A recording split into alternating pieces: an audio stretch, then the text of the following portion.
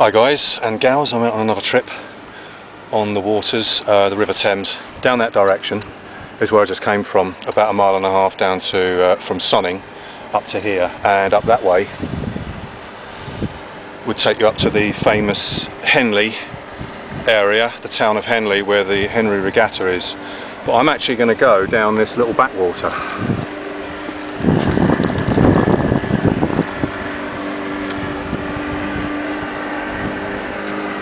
So the next shot you'll see of me is actually going down this little backwater, which actually curves all the way round that direction for about 2 or 3 miles.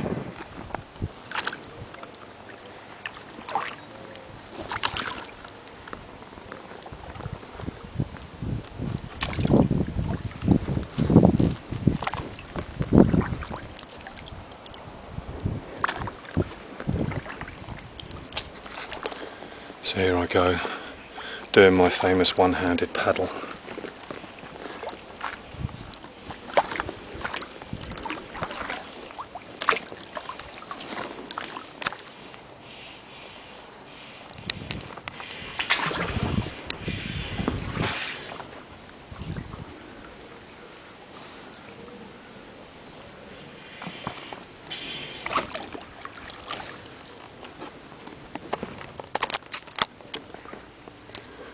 Right, I've got to take it steady coming down here because there's quite a current actually going through this backwater that at the moment I'm actually going with.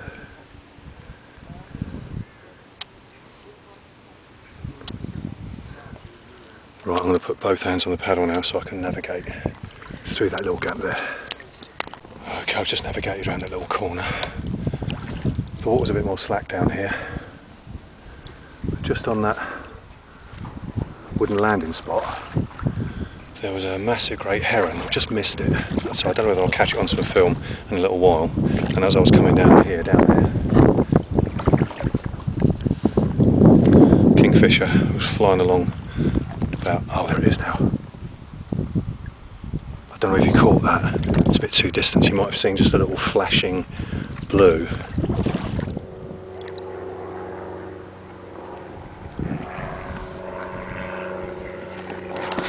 Okay, come a bit further on.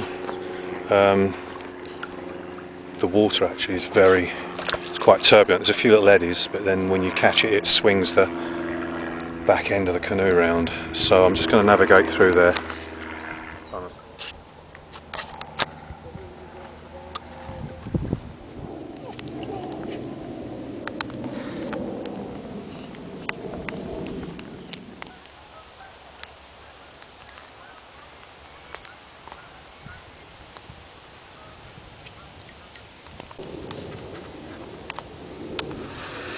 Right, I just pulled up on this bit of bank. It's sort of coming up to about 6:30 now, and by about 7:30, 8 o'clock it's going to, I mean it's very clear at the moment. It's really been a nice afternoon, but sort of in an hour or so it's going to start to get a little bit dark, and I've still got to go up there yet and right over sort of that direction, and then make my way along the Thames, which goes all the way across there on the other side of those trees. So I was actually going to do a review of my army Trangia stove and make some dinner on it, but I'll leave that for another time.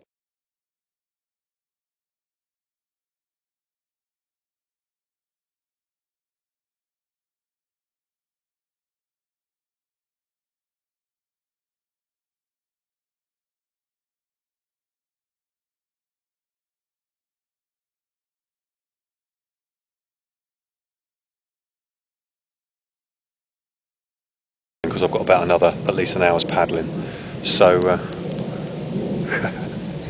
dog rummaging around after being stuck on the canoe. But it was quite a, I mean it doesn't seem very much, but it's very awkward when you've got a narrow channel and you're trying to navigate something that's about twice the width of your shoulders and the water's carrying the end of the canoe and it's swinging around. But anyway, enough of the technicalities. I think I'll just stop off here, make something to eat. I'll just show you the view. Meadows on the other side of that fencing. So it's a nice place to be, but I think I need to make tracks in a little while, so I'm not going to hang around. But that review of the canoe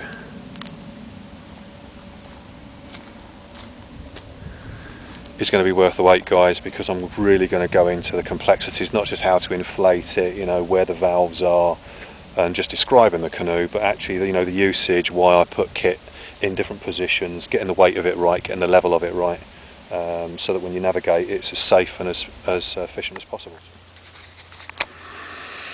Well, that's where I was going to have my bivvy dinner, just on that space there, but I think I better make tracks. I just had a little bit of homemade flapjack. I'll have to give you guys a recipe for it. If you like oats and you like nuts, this homemade flapjack I've made is great for trail food, gives you energy. It's a good filler, so I just had a bite of that, considering I'm not actually going to make my dinner now. So it just sort of gives me a bit of sustenance to paddle for about another hour and a half. Because if I was to actually make my food now, my dinner now, I don't think I'll be able to enjoy it, because it's part of this backwater, which I wouldn't want to navigate in the dark unless I actually knew it, or I could stay out here all night. But it's a great place to wild camp round here. Little nooks and crannies, but I'm going to go off up there now. Aren't we, Karsh? We're going to go now.